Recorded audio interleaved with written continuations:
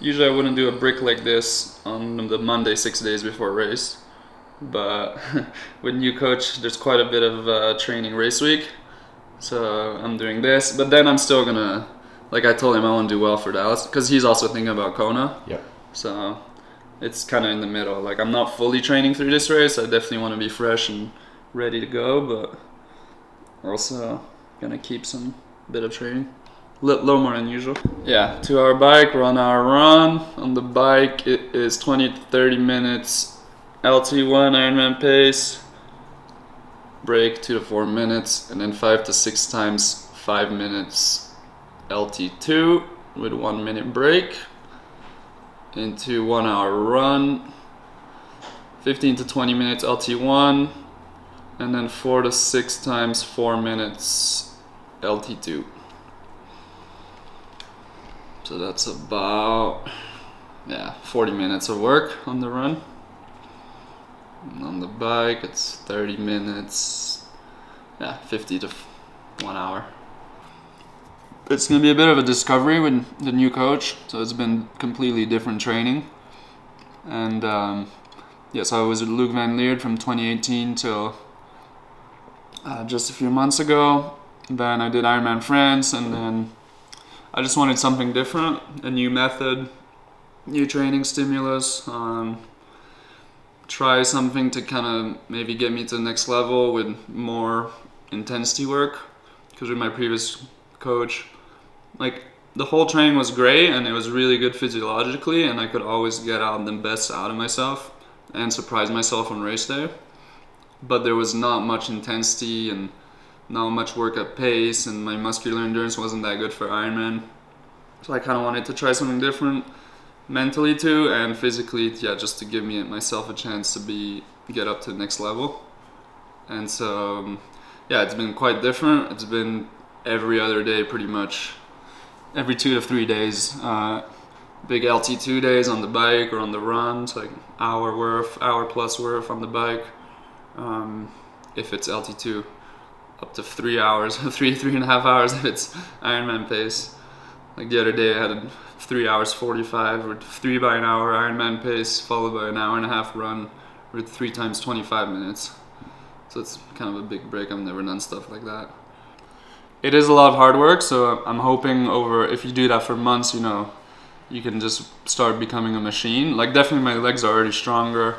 I can do big track sets and back-to-back runs, long runs, threshold runs, and my legs are fine, which I didn't used to be able to do that. But obviously this all doesn't matter if you're not racing fast. So I just want to make sure I have all the ingredients, for success, because this exact same athlete, you can be doing completely different training and it's the exact same person, and one is just gonna be, and the exact same hours as well per week, but just different ingredients, and one's gonna be way better than the other. So the way you get all that is very important.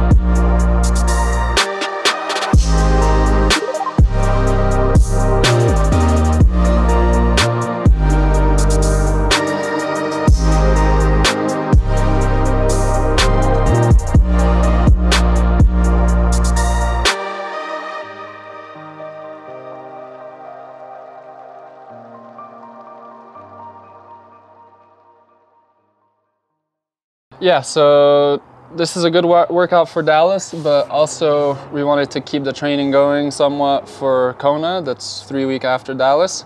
So that's where we have a bit of that Ironman pace stuff and then a bit of some faster, more threshold work. I mean, I've had a lot of work the last 3 weeks since Collins Cup, and I didn't feel so great today. I mean, it was fine, but I didn't have great watts on the bike, and you know, I just kind of felt like I had to wasn't much power in the legs, and then on the run I could definitely feel my legs were a bit tired as well. I did for example 12 by K just 2 days ago on the run. So yeah, definitely not super fresh. Like I get pissed off sometimes. Like today I was getting pissed off on the bike. It's just like 300 watts is like okay, but like I don't know, I have to still kind of push sometimes. But that's annoying because normally 300 watts should be pretty easy. But 7 weeks ago, I mean, I was starting almost from zero, at least what it felt after my stomach bug. I was lost weight, lost muscle, felt super weak for the first 2 weeks back in. So I really felt like I was starting from a full off season pretty much. And that's why, I mean, it was pretty tight for Collins Cup. I had the 10th time out of 18 guys there. Definitely not up to my standard, but in the end, when you think about it like that, it's not terrible. But yeah, I definitely want to be up there. Had one of my slowest runs ever. Swim bike was fine, or yeah, not great, but so yeah, it was definitely just tight coming back from that stomach bug. And then, but now it was what, 4 weeks from Collins Cup to Dallas. So I had an extra 3 weeks of good work. I've done everything Coach McCall has asked. And so I'm hoping to see, yeah, some results definitely from this training. One of my main goals is, well, just get a good feeling. Obviously, I want to place well. I want to be up there. I want to race with the best, and you know, be in the top 10 all day, pretty much, kind of thing. There's no main guy I'm gonna be teeing off of. I also can race any course. The bike is super straight and flat, so there's definitely no technical aspect to that. I don't not like that. I don't like it either. It's just how it is, and I can race any course. Obviously, I've proven to be better at technical courses, or have more of an advantage on guys who can't corner well. But then, you know, I've always trained in the mindset of I can race any course, hot, cold, flat, or up and down. So yeah, I'm never leaving and going into a race, oh, it's straight and flat, I can't do it. I mean, so yeah, it's gonna be super hot too, but that's fine because Kona's hot too. So, and you know, as triathletes, we always have to be, there's plenty of races where it's super hot and humid, so you have to be good in that. And it's been fairly hot in Boulder, so that's been good prep. My training program this week for the race is, I don't know exactly how it's looking like, because for the last 4 years with my previous coach, race week was always more or less the same, but super easy. So I was always, yeah, nice and fresh, and that's why I've always been super consistent. I had my taper dialed down, and I knew I was always going to feel good on race day pretty much. And now with new coaching, he kind of has his athletes do way more on race week, including, you know, some kind of fairly long, not as long as usual, but still fairly long LT2 set, just 4 to 3 days before a race. And for me, that's like crazy to do that much of LT2 so close to a race. So yeah, I'm kind of adapting, doing kind of maybe in the middle for this race. I definitely want to be fairly rested. So yeah, so today, as I said, 6 days before, I have this brick. And then I think I'm going to take easy the next couple days before traveling on Thursday. So I think all easy till I travel. Yeah, just some aerobics, maybe a tiny bit of speed on the swim, but yeah, definitely keep it easy. On Thursday, we'll see how I feel. I might do some little taper intervals, maybe like a 4 times 3 minutes on the run, something like that. But it's gonna be in Dallas, so I'll see. If it's 110 degrees, I might not want to push it too much. But yeah, really go and feel, and then we're just Friday, Saturday before the race. So then those last 2 days I won't do much either. Yeah, hopefully I can race well, bounce back fairly quickly from Dallas, and then get into the last 2 weeks of bigger training before Kona, and then then it's Kona race week.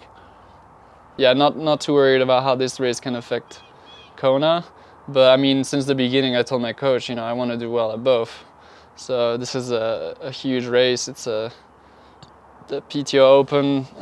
There's going to be 4 every year for the foreseeable future, and it's kind of like the Grand Slams in tennis. They're going to be the biggest races in triathlon with the biggest prize purse and the best fields and the best TV coverage. So I think more and more athletes are just going to target pretty much those 4 races going forward, and we'll see about Kona. Obviously, Kona is still a major focus for a lot of athletes, including me right now, but I think that might evolve in the future. Well, this is a YouTube, so please like and subscribe. That would be great. It will help me out on my channel. And then you can also follow me on Instagram at Rudy Von Berg.